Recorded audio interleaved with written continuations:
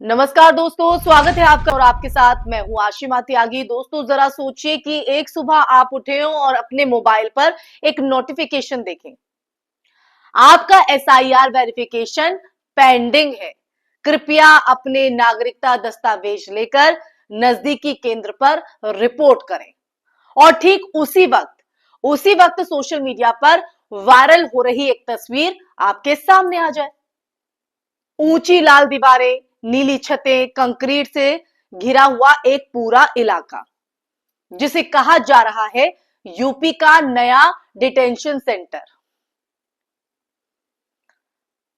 दोस्तों, ये सिर्फ एक इमारत नहीं है, ये एक संदेश है, मैसेज है। संदेश ये कि 2025 की राजनीति में नागरिकता सिर्फ कागज पर नहीं, बल्कि डर पर तय होगी। यूपी में एसआईआर 2025 का शोर बढ़ रहा है और इसी बीच डिटेंशन सेंटर्स की तैयारी भी तेज हो चुकी है। सरकार ने जिला अधिकारियों को ये आदेश जारी किया है, ये आदेश दे दिया है कि हर जिले में एक डिटेंशन सेंटर खोला जाए। अब सवाल उठता है कि ये जल्दबाजी किस लिए? क्या वाकई इतने गैर कानूनी लोग अचानक पैदा हो गए हैं? अचानक कि पूरे प्रदेश में डिटेंशन सेंटरों की जरूरत पड़ गई? क्या वजह हो सकती है? गाजियाबाद की बात करें तो गाजियाबाद में 100 बेड का हाई सिक्योरिटी डिटेंशन सेंटर पहले ही बन गया है। तस्वीरें बताती हैं कि मजाक मजाक में बनने वाला ढांचा नहीं है। ये पूरी प्लानिंग है, स्ट्रैटेजी है, पूरी तैयारी और पूरी रणनीति के साथ इस सेटअप को किया गया है। सुरक्षा कॉम्प्लेक्स है, लेकिन ये सवाल अभी भी जिंदा है कि इसमें रहने कौन आएगा? सरकारी लाइन कहती है सरकारी लाइन कहती है जिनका वीजा एक्सपायर हो गया, जो विदेशी नागरिक है, जिनके पास कागज नहीं है। लेकिन जमीनी सच्चाई बोलती है कि भारत में कागज सिर्फ दस्तावेज नहीं होते। कई बार पहचान, कई बार धर्म और कई बार राजनीति भी बन जाते हैं। अब ऐसे में सवाल यह है कि क्या सिर्फ विदेशियों को रखा जाएगा इन डिटेंशन सेंटर में, या फिर उन लोगों को भी जिनकी नागरिकता को लेकर संशय पैदा किया जा सकता है?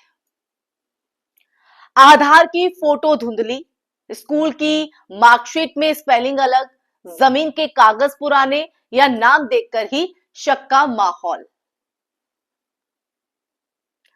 दोस्तों, ये तमाम बातों का जिक्र मैं इसलिए क्योंकि जब देश के गृह मंत्री और मुख्य चुनाव आयुक्त खुद ये कहते हैं कि एसआईआर में नाम वही दर्ज करा पाएगा जो इस देश का नागरिक होगा, लेकिन ये करेगा कौन तय? तो डर अपने आप में पैदा होता है कि नागरिकता की परीक्षा खुल गई है और पास फेल का फैसला प्रशासन के हाथ में है। और यही वजह है कि कई जानकार इसे एनआरसी का नया वर्जन मान रहे हैं। पहले कागज मांगो, फिर कागजों में कमी निकालो, फिर नागरिकता पर सवाल उठाओ और आखिर में कहो डिटेंशन सेंटर तो व्यवस्था का हिस्सा है, चिंता क्यों करते हो? दोस्तों, ये पूरा मामला उस लाइन से ही समझ में आता है। अपने कागज तैयार रखो, एसआईआर फॉर्म भर लो, वरना एक दिन पता चलेगा कि अपना ही घर अवैध निर्माण घोषित हो गया है। ये तमाम बातें लोगों को अपनी पहचान साबित करने की ऐसी दौड़ में धकेल देना एक लोकतांत्रिक देश की मंशा नहीं होनी चाहिए। क्यों नहीं होनी चाहिए? क्योंकि नागरिकता कोई पासपोर्ट चेकिंग काउंटर नहीं है जिसे हर साल रिफ्रेश किया जाए। नागरिकता एक सामाजिक भरोसा है, और भरोसा अगर कागजों की फाइलों में बदल जाए तो लोकतंत्र खामोश हो जाता है। लेकिन इस बीच असली सवाल यह है कि देश को सुरक्षित बनाने का मतलब क्या है? क्या मतलब है, आप ही बताइए। क्या सुरक्षा दीवारों से आती है या नागरिकों के भरोसे से? क्या सेंटर बनाने से गैर कानूनी लोग पकड़ में आएंगे या फिर कागजों की लड़ाई में आम लोग ही फंसेंगे? आपकी तरह, हमारी तरह लोग जो रोज ऑफिस जाते हैं, काम करते हैं, वो फंसेंगे?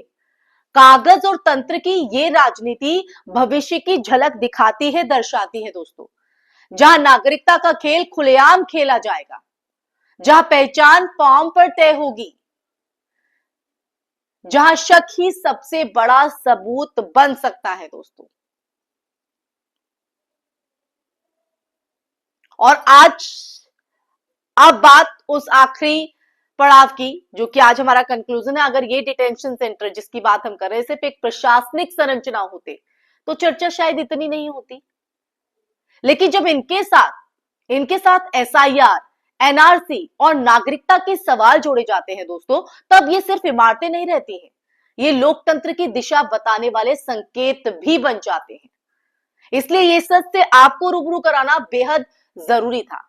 ऐसे में आज सवाल किसी एक धर्म, एक जिले या एक पहचान का नहीं है दोस्तों, बिल्कुल भी नहीं है। सवाल यह है कि क्या हम एक ऐसे भविष्य की तरफ बढ़ रहे हैं जहां पहचान कागज से साबित होगी और नागरिकता फॉर्म से तय होगी? क्या हम इस ओर बढ़ रहे हैं? अगर ऐसा है तो डरना मत, सिर उठाकर सवाल पूछना शुरू कीजिए, क्योंकि नागरिकता सरकार देती है, पर नागरिकता की गरिमा वो लोग खुद तय करते हैं, जैसे आप और हम लोग तय करते हैं। भुला मत देना इस बात को। नागरिकता का खेल शुरू हो चुका है एसआईआर के माध्यम से। इसी के साथ इस चर्चा में फिलहाल के लिए बस इतना ही। ये चर्चा आपको कैसी लगी दोस्तों, कमेंट बॉक्स में कमेंट करके बताइएगा। साथ ही आपके मन में क्या विचार है, आपका नजरिया एसआईआर को लेकर क्या कहता है, ये जो डिटेंशन सेंटर बनाए जा रहे हैं इसको लेकर आपका नजरिया क्या है, कमेंट बॉक्स में कमेंट करके जरूर अपना नजरिया साझा कीजिए। फिर हाजिर होंगी एक ऐसे ही मुद्दे के साथ। तब तक के लिए अपना ख्याल रखिए। जय हिंद, जय भारत, नमस्कार।